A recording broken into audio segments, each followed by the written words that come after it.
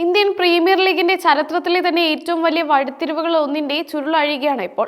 2022 സീസണിന് മുമ്പ് Dhoni Chennai super കിങ്സിന്റെ captain സ്ഥാനത്ത് നിന്ന് പടിയിറങ്ങാൻ തീരുമാനിച്ച ആ നിർണായക നിമിഷത്തിലാണ് എല്ലാ സംഭവങ്ങളുടെയും തുടക്കം.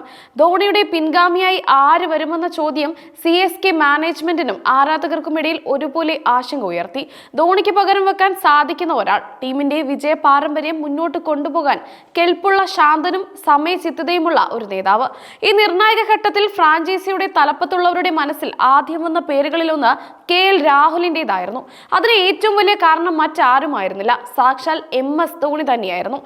ക്യാപ്റ്റൻസിയിൽ ധോണിയുടെ ശാന്തമായ ശൈലിയോട് സാമ്യമുള്ള, യുവത്വത്തിന്റെ പ്രസരിപ്പുള്ള ഒരു നേതാവിനെയായിരുന്നു CSK ലക്ഷ്യമിട്ടത്.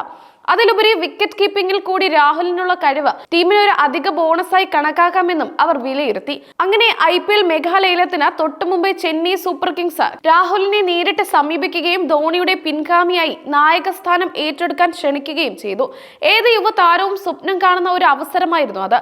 ധോണിയുടെ നിഴലിൽ 5 തവണ IPL ചാമ്പ്യന്മാരായ ടീമിനെ നയിക്കുക എന്നത് ഒരു ബഹുമതിയാണ്.